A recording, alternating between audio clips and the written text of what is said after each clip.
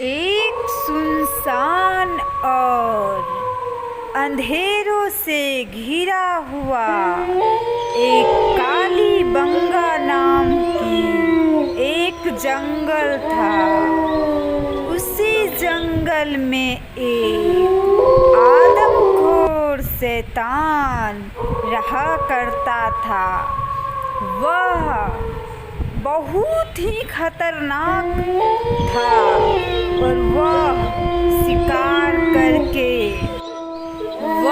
अपना शिकार करके उन्हीं अंधेरे भरी जंगल में आकर के आराम से आदमी का मांस खाता था। एक दिन की बात है, उसे ऐसा लगा कि वह अकेला रह रहा है जंगलों में और उसे किसी के साथ रहने का बहुत मन किया। तो वह नदी के किनारे एक झोपड़ी पर बैठ गया। उसी तालाब के किनारे एक लड़की पानी भरने आती थी। दरअसल उसके गांव में एक भी चापाकल नहीं था। सारे गांव वालों उन्हीं तालाब से वह पानी भरते थे। सुबह की बात है, वह लड़की उस तालाब में पानी लेने गई थी।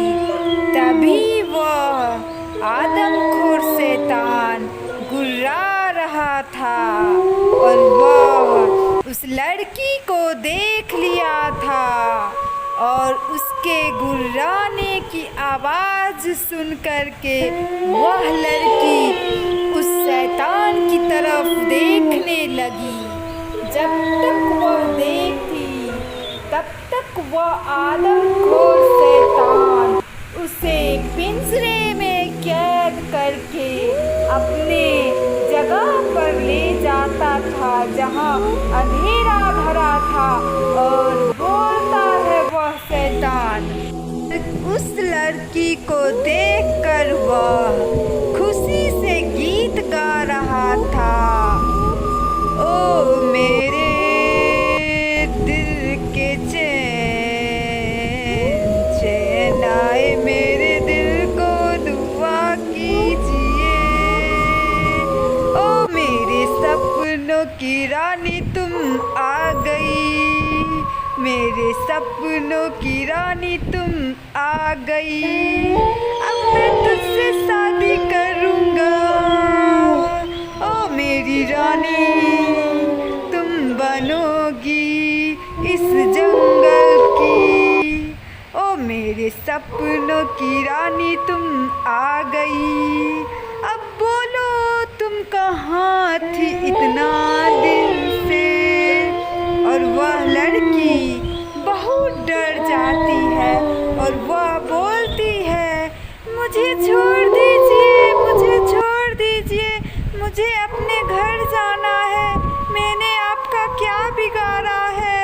मुझे बहुत डर लग रहा है आपसे, मुझे जाने दीजिए। तभी वह बोलता है, अरे मेरी रानी तुम क्यों डरती हो मुझसे? मैं तो तुमसे शादी करूँगा, थोड़ी ना तुमको मैं मार कर खा जाऊँगा। अरे तुम्हें तो मैं अपने इस अंधेर भरी जंगल की महारानी बनाऊँगा। मैं तुम्हें पहली बार ही देख करके मुझे लगा कि क्यों ना तुमसे शादी कर लिया जाए। और यह खबर पूरे गांव में फैल जाती है कि फिर से 10 वर्षों के बाद आदमखोर शैतान का आतंक फैल गया है। उसे पता चलता है कि तालाब के किनारे जो एक लड़की गई थी वह उसे उठा करके पता नहीं कहाँ लड़की के साथ।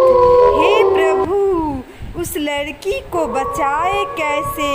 हम सब गांव वाले तो सिर्फ मंदिर के सामने भगवान जी से विनती ही कर सकते हैं, क्योंकि वह आदमखोर शैतान बड़ा ही खतरनाक प्रवृत्ति का है और सुने हैं कि वह आदमी को ही मार करके खा जाता है। पर इससे तो कभी ना कभी हम लोगों को छुटकारा तो पाना ही पड़ेगा। इसके लिए हमें जो भी कुछ करना पड़े, हमें अपनी जान की बाजी भी लगा करके आदमखोर शैतान से मुक्ति पाना ही पड़ेगा। तभी उन्हीं में से सारे लोग विचार करने लगते हैं कि बात तो तुम सही कह रहे हो राजू, लेकिन क्या ही कर सकते हैं हम सब तो मजबूर हैं, क्योंकि हमारे साथ कोई ऐसा तांत्रिक ही नज़र में नहीं आ रहा है जो उस आदमखोर शैतान को मार सके। तभी उन्हीं में से बूढ़ी दादी कहती है कि हम लोग सब मिल कर के 100 बार हनुमान चालीसा का पाठ करेंगे इसी मंदिर में। तभी हनुमान जी को प्रसन्न करके उस आदमखोर पर काबू पाएंगे। और यह सब बात सुनकर खुश होते हैं। दूसरी तरफ फिर आदमखोर आता है और कहता है देखकर, ओ मेरी हंसनी कहाँ उड़ चली, मेरे सपनों में पंख लगा कर कहाँ उड़ चली। ओ मेरी हंसनी, ओ मेरी रानी, तुम कहाँ हो? और वह लड़की बोलती है, जो तुम कुछ भी कर लो फिर भी मैं तुमसे शादी कभी नहीं करूँगी। तुम एक खूंखार आदमखोर शैतान हो और मैं एक शैतान से शादी कभी नहीं करूँगी, चाहे कुछ भी हो जाए। तभी वह शैतान बोलता है कि अरे ओ लड़की, तुम्हें प्यार से मना रहा हूँ तो नहीं मान रही। ले देख, मेरे शक्ति से तुम्हारे जैसा ही एक खूंखार लड़की को मैंने बना दिया है। अब वह मेरे साथ रहेगी और पूरे गांव वालों के बीच जा कर के जो सबसे खूबसूरत लड़की होगी, सभी लड़की को गांव से उठा करके इसी जंगल में लाऊंगा और उन सारी लड़कियों से मैं शादी करूंगा। पर फिर भी मैं तुम्हें बहुत ज़्यादा पसंद करता हूँ। तुम ही बनोगी मेरी सबसे प्रिय महारानी। मैं तो तुम्हें यहाँ से जाने नहीं दूंगा, कभी नहीं, क्योंकि मैं तुम्हारे लिए ही तो जीता हूँ।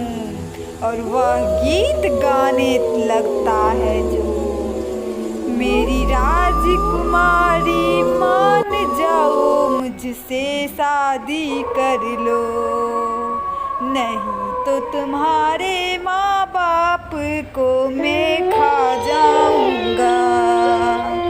और यह बात सुनकर लड़की गिड़गिड़ाने लगती है। छोड़ दीजिए, मैं आपसे शादी करने के लिए तैयार हूँ। तब तक आदमखोर जा चुका होता है और वह लड़की रोने लगती है कि, और वह लड़की बोलती है, जो यह क्या हो रहा है मेरे साथ, कोई तो मुझे बचा लो। हे गाँव वालों, कोई तो आओ मुझे इस पिंजरे से मुक्ति दिलाने के लिए। मुझे बहुत डर लग रहा है इस आदमखोर से। पता नहीं यह आदमखोर आगे क्या क्या करेगा, कितने लोगों को वह मार डालेगा। कोई तो रक्षा करो मेरी, कोई तो आज़ादी दिला दो मुझे इस पिंजरे से। फिर मैं कभी भी उस तालाब के किनारे नहीं जाऊंगी पानी लेने के लिए। मुझे बचा लो हे प्रभु, मुझे मेरी रक्षा कीजिए, मुझे बचा लीजिए। मैं और तभी वह हनुमान चालीसे का जोर जोर से मंत्र बोलने लगती है और वह 100 बार हनुमान चालीसा जी का पाठ करती है। तभी उसका पिंजरा हट जाता और लड़की आज़ाद हो जाती है और लड़की बहुत खुश होती है कि आखिरकार हनुमान जी ने उसकी मदद की है। और वह लड़की सोचती है कि जब तक आदमखोर आएगा तब तक वह चली जाएगी इस जंगल से।